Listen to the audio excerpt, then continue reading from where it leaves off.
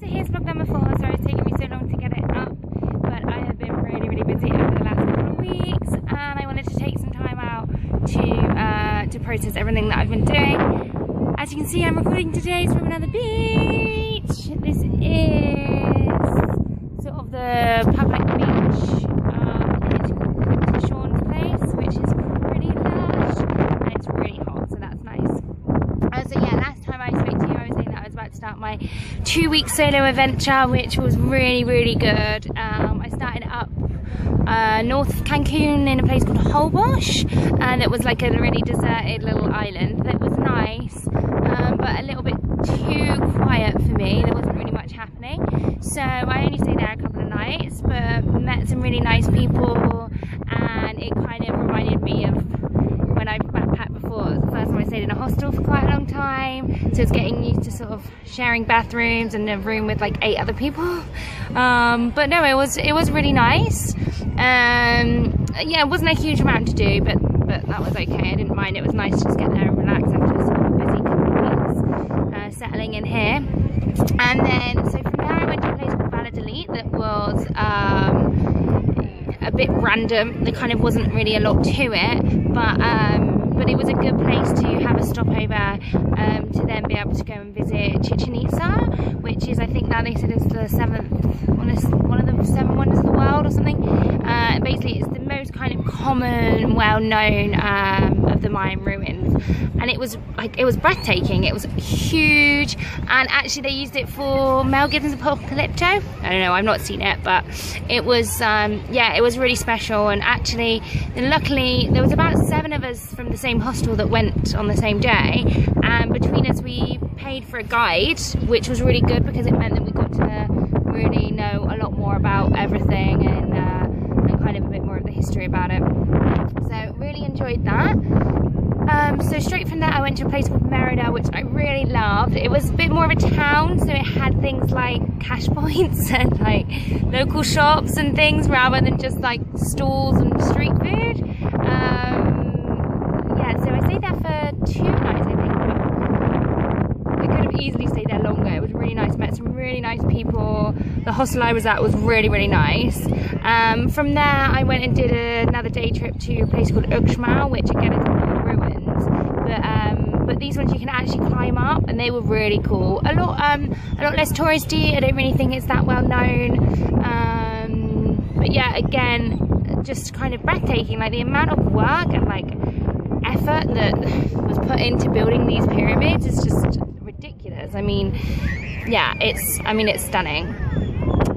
And then kind of spent the next day just wandering around, sort of getting to know the area. Had some really nice food, and then from there I went to Palenque, which is the jungle, and it's the jungle. It doesn't have any Wi-Fi. The places to stay in don't have internet, so it was really hard to book somewhere, which ended up that I didn't book anywhere.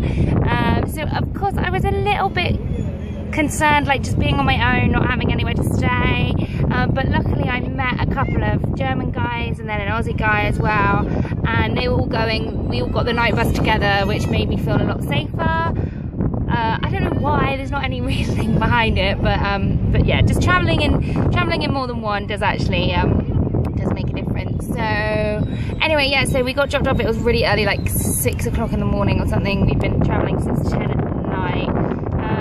The bus wasn't too bad. We then managed to find a little place to stay that was just basically a hut in the woods called Cabana. Really interesting. You're literally right in the jungle. There's nothing. There's just you and some trees and some huts, some other people and a restaurant. The restaurant was really nice actually. It did nice pizzas and had some live music in the evenings.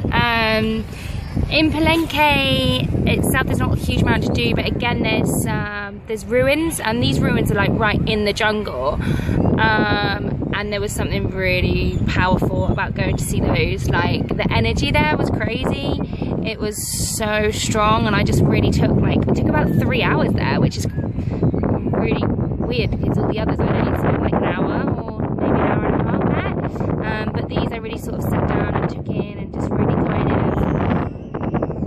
yeah, just really kind of felt what was going on there, and really enjoyed them. Again, you could go up them, and some of these were like a lot higher than the other ones I've been up, and it was like, whoa, I'm really high. Like I'm not afraid of heights, but I can totally see why it might kind of freak some people out.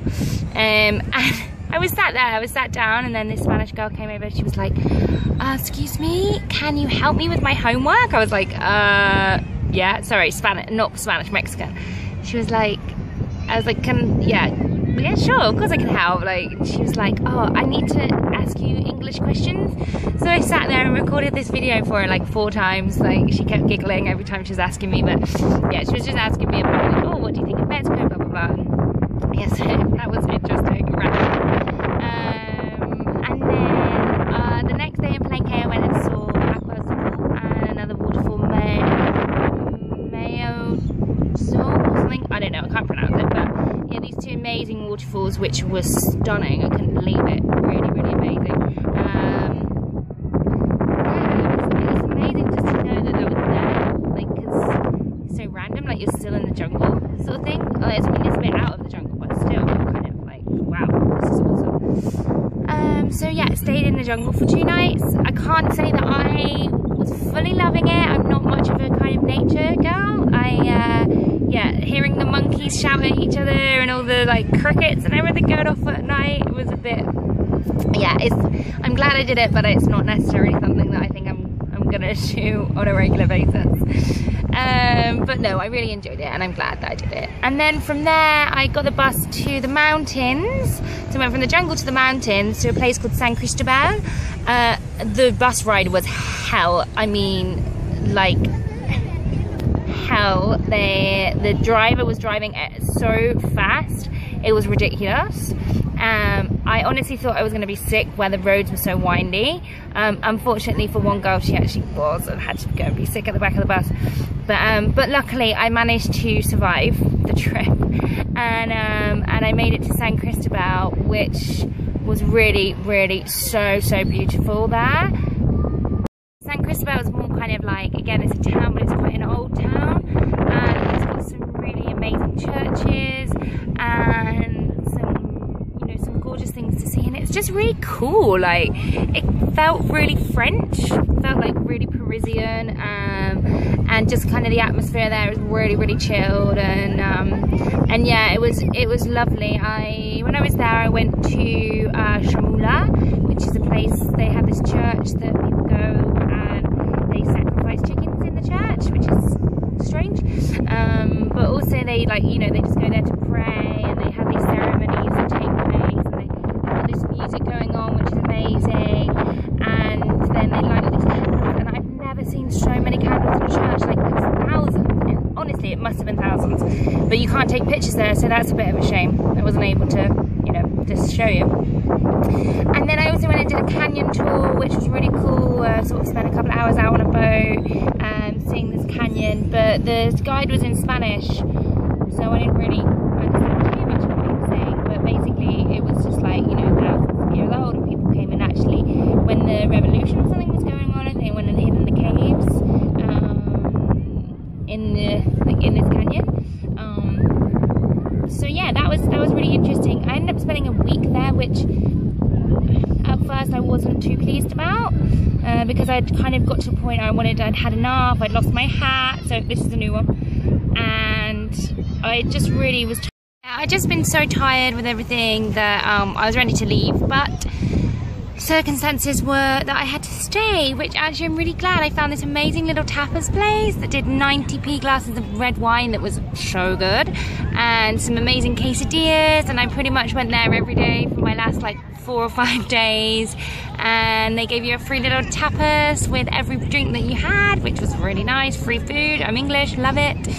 I've got to meet some really nice people. I changed hostels, met some great people, and you know what, like, as much as the 2 weeks traveling around was lonely at times, and I did sort of get to the point where I was like, oh, I really wish someone was here with me. I'm really glad that I did it. I'm really glad that I was on my own doing it as well, because it made me just appreciate kind of me and spending some time with myself, and you know, just enjoying space and what I had in front of me and appreciating every single minute, which is really what I'm trying to do.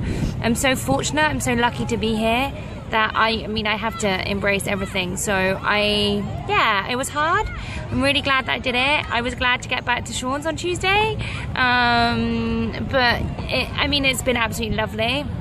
And Dario and his girlfriend and her dad are over here on holiday, so I saw them on Thursday, which was really nice.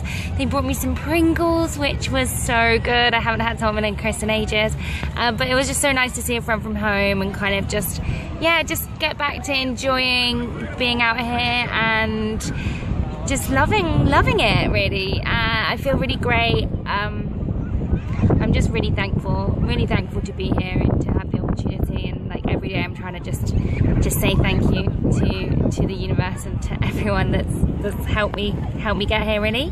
So that's it. That's my little 2-week adventure. It was great. I'm here in Cancun for another few weeks, and then it's Cuba, and then I booked my flights to Vegas. Fly to Vegas on the 23rd of April, and then make my way to LA, and then from LA I go to Australia. In fact, no, from LA I go to Honolulu and then to Australia. So yeah, absolutely can't wait. But I'll post up another one in between, obviously. But for now, yeah, I'm gonna go and enjoy the sea. Look how beautiful, and I'll speak to you all soon. Okay, love you, bye.